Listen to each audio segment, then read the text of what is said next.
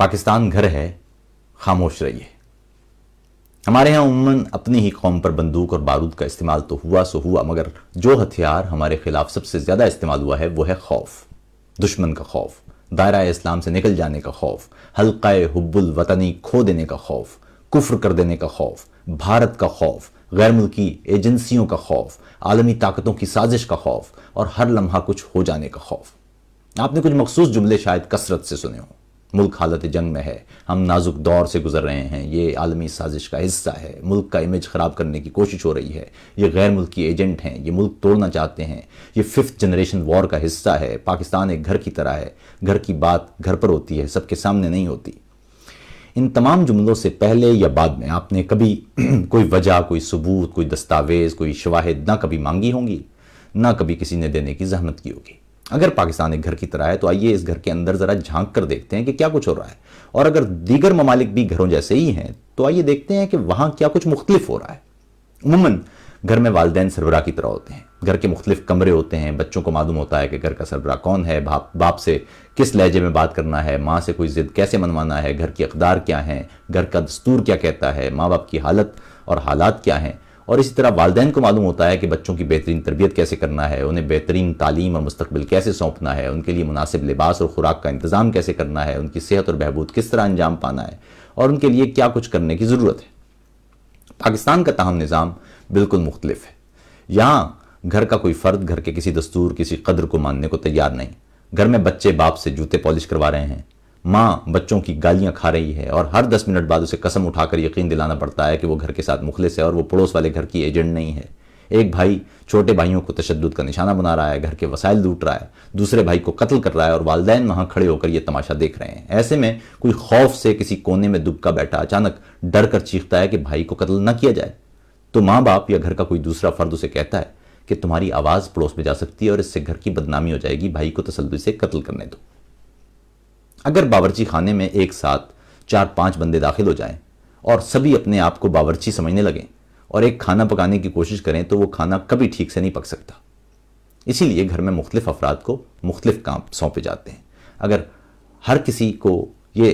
اختیار مل جائے کہ وہ دوسرے کے کام میں مداخلت شروع کر دے تو اس گھر کا، ایسے گھر کا کبھی کوئی کام انجام کو نہیں پہنچ سکتا، اور ایسے گھر میں ہانڈی ہمیشہ تباہ ہو جاتی ہے۔ گھر کے اندر گھر بن جائیں تو خاندان کا شیرازہ بکھر جاتا ہے۔ اس لیے مضبوط گھرانہ صرف وہ ہوتا ہے جہاں یہ طے ہو کہ گھر کا سربراہ کون ہے، گھر کی بات، کس کی بات حرف آخر ہے یا مانی جائے گی، تاہم گھر کے تمام افراد کو مکمل اختیار بھی ہوتا ہے کہ وہ گھر کی مختلف امور پر اپنی رائے دیتے رہیں۔ اگر پاکستان ایک گھر ہے تو یقین کر لیجئے کہ اس گھر کی حالت کچھ ٹھیک نہیں ہے۔ ریاست کے مختلف حصوں کو جوڑ کر رکھنے کی واحد اور بنیادی طاقت اس ریاست کا آئین ہوتا ہے، اور اگر وہ آئین باقی نہ رہے تو ریاست کی بقا کو سنگین خطرات لاحق ہوتے ہیں۔ اگر گھر کے افراد اپنے ہی گھر کی اقدار کی عزت نہ کریں، آپس میں ہی نفرت اور زہر موجود ہو، تو پھر دشمن کو اس سے فائدہ اٹھانے کے لیے کوئی اقدام نہ کرنا وہ کوئی غیر عمومی شے ہوگی، اور نہ ہی اس پر آپ دشمن کو کوئی دوش دے سکتے ہیں، کیونکہ جہاں خلا ہوگا اسے کوئی نہ کوئی پور کرے گا۔ قوم کے اندر اگر تقسیم ہوگی تو تمام ہی دشمن یا غیر ملکی عناصر اس سے فائدہ اٹھائیں گے۔ ریاست کی مضبوطی تمام اداروں کے دستور سے جڑے رہنے اور اپنے دائرہ کار میں کام کرنے، ملک کی حاکمیت اعلیٰ کا احترام کرنے اور اپنی اپنی ذمہ داریاں پوری فرض شناسی سے نبھانے سے عبارت ہوتی ہیں۔ اگر ملک کے ادارے دستور ہی کو ماننے سے انکاری ہو جائیں تو پھر ریاست کمزور ہونا شروع ہو جاتی ہے۔ اگر کوئی ادارہ دستور کو بالائے طاق رکھ کر اختیارات اپنے قبضے میں لے لے تو ریاست کے دیگر ادارے رفتہ رفتہ دم توڑنے لگتے ہیں۔ پاکستان کے ساتھ بھی کچھ ایسا ہی ہوا ہے۔ پاکستان میں خوف، بے یقینی، بد اعتمادی، باہمی نفرت اور تقسیم کو مسلسل ہوا دے کر فوج نے انتہائی مضبوطی اختیار کر لی ہے، اور اس کے بعد عدلیہ، سیاست، پارلیمان، میڈیا، صحافت اور تمام وہ ادارے جو کسی بھی صورت اس کے سامنے آتے گئے پھر وہ تباہ ہوتے چلے گئے۔ حال ہی میں جنرل باجوہ کی مدت ملازمت میں وزیر اعظم عمران خان کی جانب سے 3 برس کی توسیع کا اعلان کیا گیا۔ تاہم یہ بات ہم سب پر واضح ہے کہ اصل میں یہ توسیع عمران خان نے خود اپنی حکومت کو دی ہے، کیونکہ موجودہ حکومت کی بقا اس وقت صرف اور صرف فوجی پشت پناہی سے منسلک ہے۔ موجودہ حکومت کو قائم کرنے کے لیے عسکری قیادت نے گزشتہ 3 برس محنت کی، اور میڈیا، صحافیوں، عدلیہ اور الیکشن کمیشن سمیت ملک کے تمام بنیادی اداروں کا استعمال کر کے پروپیگنڈا کے ذریعے پہلے تو رائے عامہ عمران خان کی تبدیلی کے لیے ہموار کیا گیا، پھر عدالتی فیصلوں تک اور پھر مشکوک انتخابات کے ذریعے عمران خان کو اقتدار دے کر تمام اختیارات اصل میں اپنے پاس رکھ لیے۔ سینٹ کے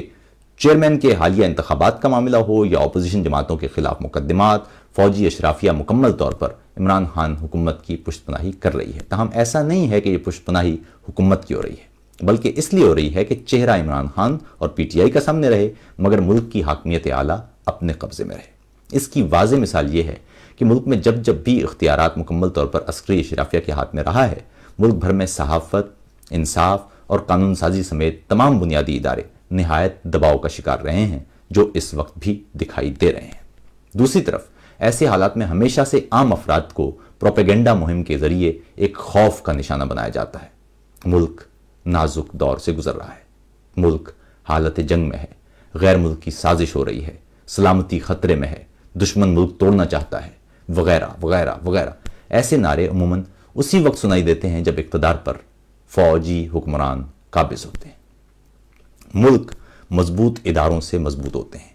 اور ادارے دستور پر مضبوطی سے عمل درآمد کرنے سے۔ اداروں کو مفادات کے لیے استعمال کیا جانے لگے تو اس کا نقصان ملک اور قوم کو ہوتا ہے، اور جنرل باجوہ کو دی جانے والی ایکسٹینشن اصل میں ایک مفاداتی ٹولے کی اپنے وقتی فائدے کے لیے فوج کے ادارے اور ملک کو نقصان پہنچانے کی کوشش ہے۔ ادارے افراد سے نہیں، نظام سے چلتے ہیں۔ ایک نظام جو شفافیت کے ساتھ کسی بھی ادارے کے امور اور افعال کی دیکھ بھال کرتا ہے۔ افراد کبھی بھی کسی ادارے کے لیے لازم نہیں ہوتے، فرد آتے اور جاتے رہتے ہیں، ادارے چلتے رہتے ہیں۔ اس طرح وہ ادارہ اگر ایسا ہوتا رہے تو نظام مضبوط ہو تو ادارہ اپنے پیروں پر کھڑا رہتا ہے، بلکہ اس کی صلاحیتوں اور اہلیتوں سے قوم کو بھی فائدہ ہوتا ہے۔ تاہم ہمارے ہاں یہ تصور سرے سے موجود نہیں ہے۔